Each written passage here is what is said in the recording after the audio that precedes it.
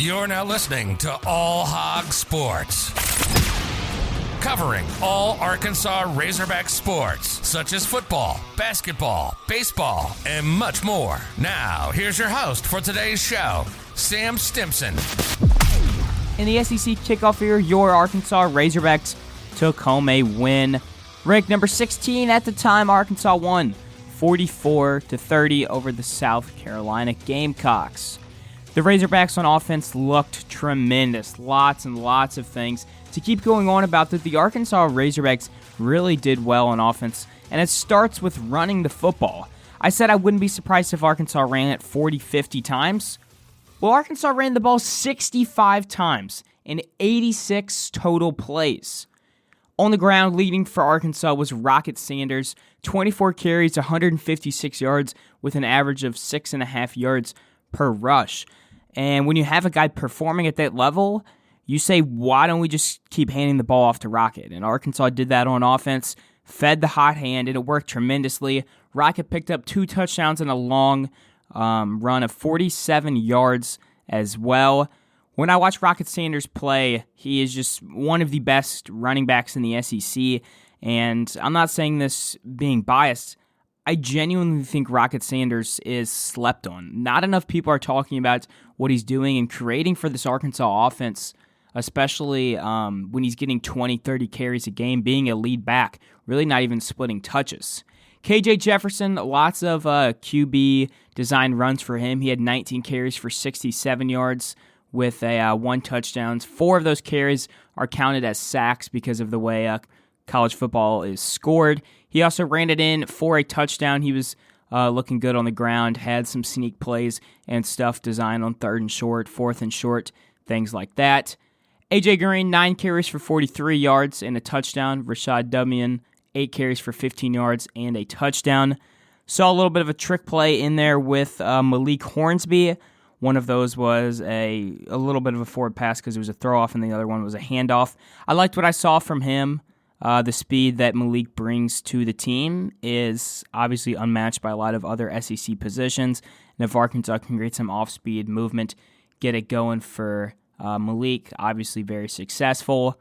Arkansas put up 44 points, like I said earlier, 457 yards of offense. That's a key to success right there. Any day you have 27 first downs, 9 out of 16 on 3rd down, is a great day on offense. Arkansas controlled the game, too, from start to finish. Time of possession, Arkansas had ball for 34 minutes. Rocket and KJ really led the way on the ground. Also in the red zone, Arkansas had some really good play calling. 5 out of 6, only 1 trip to the red zone didn't result in a touchdown, and that was KJ was reaching for a touchdown and then ended up fumbling the ball out of the end zone, being a touchback towards the later part of the game, but at that point the game was kind of already decided. And the thing with Arkansas's offense, led by KJ Jefferson, is they do a really tremendous job of responding when needed. I mean, obviously Arkansas took up a 21-3 lead early, and then South Carolina moved it in a score, and Arkansas responded on offense and got things going again. The offense is very responsive to the defense, and I think with the defensive kind of woes in the secondary that other teams will throw the ball a lot against us, rather throwing over 30 passes. But the offense gives the defense a lot of leeway. We obviously don't want to be getting into shootouts like we did last year against Ole Miss, Alabama. Nothing like that, but having the leeway for the defense created by the offense is really beneficial to the team. In terms of in the air, KJ looked tremendous. He only had 3 incompletions. He was 18 out of 21, 162 yards, 1 touchdown. He had a long throw to Matt Landers that ended up getting dropped. Nothing else was really too crazy. Landers, 4 catches for 45 yards. Warren Thompson had a touchdown catch, 3 catches, 36 yards. And then Hazelwood got 5 catches for 30 yards. Nothing really too crazy from the Arkansas passing game. And I wouldn't take any concern with this. I've seen a couple things of people saying that Arkansas doesn't really have a passing game. But when you feed the ball to Rocket Sanders and he gets 6.5 yards every single time, why would you not keep giving him the ball? I mean, Arkansas doesn't have to show its hand in the in the passing game if they don't need to. I think a passing game is there, and I think if Arkansas struggles on the ground, they will be able to open up things through the air. But 70% of your play calls being runs when the team puts up over 250 yards on the ground against a South Carolina team that struggled against Georgia State is smart play calling, smart coaching. Kendall Briles really has this offense looking fantastic for the first 2 weeks of the season so far. Another thing I thought that was impressive by the Arkansas offense, no turnovers at all. Arkansas held on to the ball the entire game, no fumbles, nothing like that. Also, Arkansas didn't really punt that much. Lots of third downs were either converted or turned into touchdowns and so forth. I thought Arkansas's offensive line, though, held up pretty well. There was 4 sacks. But, you got to keep in mind when KJ runs and he gets tackled behind the line of scrimmage, it does count as a sack. Overall, though, up front, thought they did good. Trey Knox did leave the game. He has a right ankle sprain, I believe. Been dealing with that for a little while, so something to monitor going forward.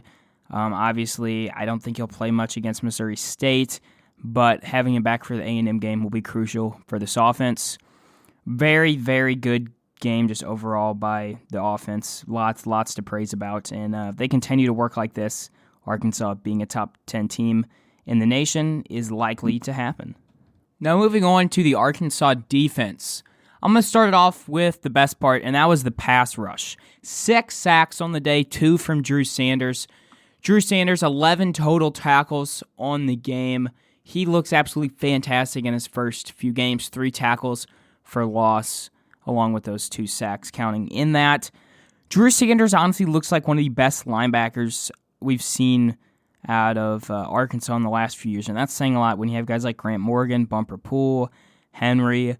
Lots of talent has played at that position, and Sanders has been fantastic. You watch Arkansas's defense, and there's a very high chance that Drew Sanders is going to make a play on the ball or the ball carrier. He has extremely high athleticism, and very thankful that we were able to get him out of the portal here, away from Alabama. This is a guy that is an All-American based off of the first 2 weeks, and if he continues this, I can definitely see him being on All-SEC, All-American. It's very hard to put in the words the impact that he has on the pass rush, dropping into coverage, just overall getting tackles, stopping guys. Besides him, though, is Bumper Poole, 7 total tackles with a sack, and then another linebacker, Chris Paul Jr., had 5 tackles with half a sack. Those 3 linebackers will make up the majority of snaps here for Arkansas, and all of them look fantastic. Really good to see this unit that was praised a lot during the offseason live up to the hype, all 3 linebackers. Additionally, the defensive line was fantastic, getting 6 sacks, obviously, and then 9 tackles for loss. Jashad Stewart got half a tackle for a loss, one of the starters there. Jared Dominic got a tackle for a loss, counted as a sack as well. And then it was good to see Jaden Johnson get a sack. He was back for Arkansas in this game. Defensive line up front, though, did very, very well against the run. South Carolina had 40 yards on the ground, 1.5 average yards per rush. Absolutely fantastic day up front, shedding blockers, getting tackles on runs. The same thing goes for the pass rush. Like I said, Arkansas pushed Spencer Rattler out of the pocket, and Rattler made some very awful throws and threw an interception as a result. Arkansas pass rush, though, it was very well to see them clicking on all containers. And the one thing that Arkansas's defense can get picked on for is the secondary. At corner was Dwight McLaughlin. I thought he had a fantastic game, like he always does. Very improved performance compared to a Cincinnati game. He ended up getting another interception as well, 2 interceptions in 2 games. He's going to be this, the strong side, covering a lot of the field for Arkansas. Hudson Clark, he had a good game, I thought, until like the third quarter, and then there was a couple plays, one of them where he got just beat on, and there was a couple of the throws headed his way that I thought could have been flagged for offensive pass interference. And the refereeing in the SEC is obviously always questionable, but towards the end of the game against South Carolina, everything just kind of got really weird. It felt like they were almost letting South Carolina back into the game, even though the game was pretty much well over. Hudson, I thought, did all right. The first half he was good.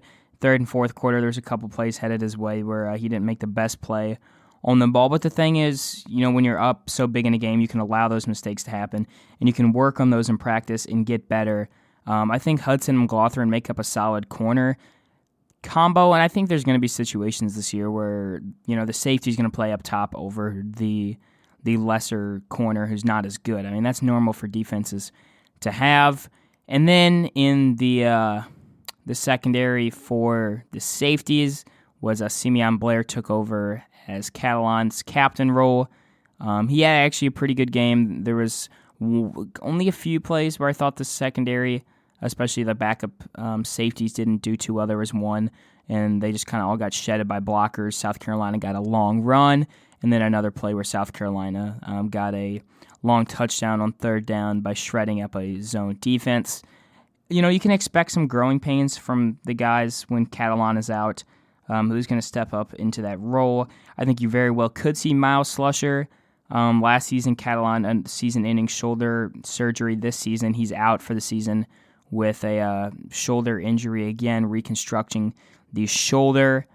And I really feel for Catalan, not just as a Razorback fan for the team, just for himself. He comes back to the university, bets on himself, and was primed for a big year. An All-American preseason selection, and gets injured week 1.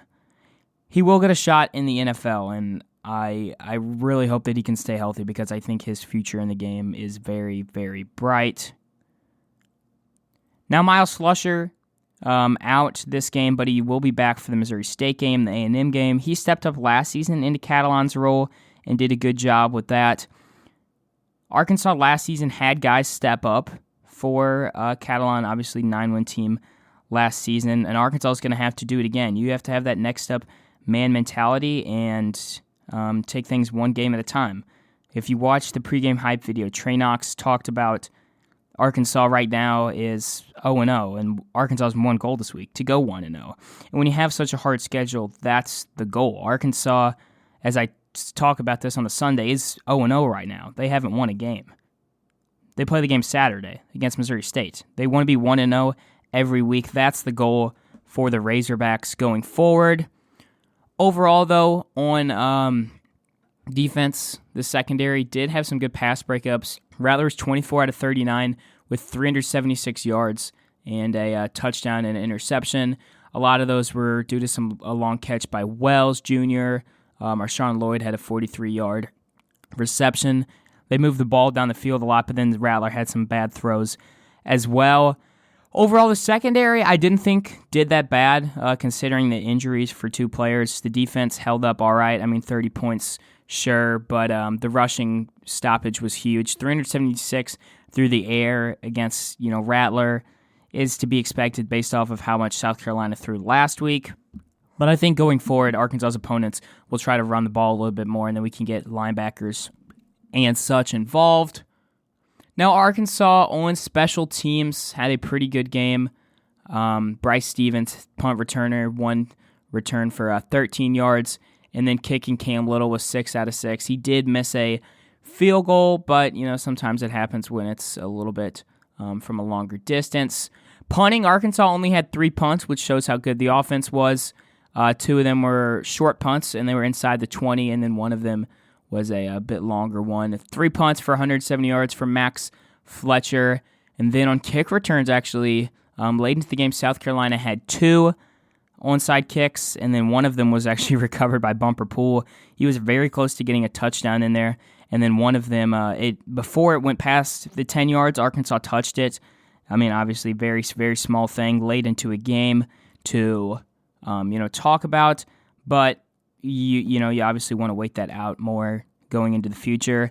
Arkansas, those special teams look fantastic, except for that late game, very small blunder. Got the job done, and overall, Arkansas executing on all 3 levels. Forgot to touch on the grades for each section, starting off with special teams, though. Special teams, I'd give it an A-. That small blunder, just about the only thing to complain about. Defense, I'd give them a B. Kind of late in the game, slipped up, but huge games from Drew Sanders and all of those guys. Offense, A+. Anytime you score 44 points in an SEC game, put over 250 yards on the ground, 400 plus yards of offense. Great day to be a Razorback fan. And all three units were kind of affected by penalties. Arkansas had 10 penalties accepted by Carolina for 122 yards.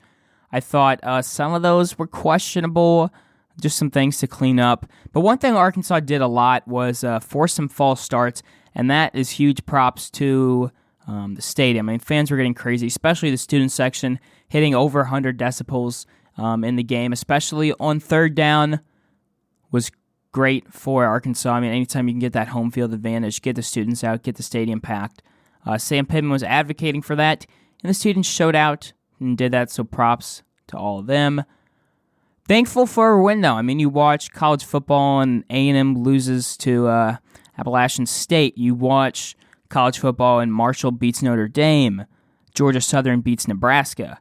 I mean, a game versus South Carolina wouldn't have been a win a long time ago, and you got to be grateful for an SEC win, too. I mean, this props Arkansas's SEC to 1-0. Arkansas's 2-0 with a top 25 win. Arguably, look around college football, I don't find a team with better win resume than Arkansas. And obviously, preseason this early is factored in with a number of other things. But when the AP poll comes out later today, I think that's something to be considered. Obviously, when this podcast releases, the ranking will already be out. But Arkansas, I think, is the top 10 team in the nation right now, given how they're putting away these teams. And the other thing is, Arkansas's not even, peaked yet. We haven't seen the best from KJ Jefferson. We haven't really showed that card of Arkansas having a deep passing game. There was one deep throw to Matt Landers that ended up getting dropped, but outside of that, Arkansas's kind of just kept to their run the ball and run up the offense by running the ball. You don't have to show your card in KJ's passing game if you don't have to. You can save that for A&M, Alabama, because those are really two big games back-to-back coming up at the end of September and start of October. Arkansas leading early, putting teams away, and really controlling the games. Both games Arkansas did not trail in, which is huge. Going forward, though, Mo State up next for the Razorbacks. But signing off for now, Woo Pig Suey. That's all for today's episode of All Hog Sports with Sam Stimson. Make sure to stay tuned for the next episode covering all Arkansas Razorback sports. If you enjoyed today's episode, please subscribe and leave a 5-star review on Apple Podcasts. Follow us on social media too.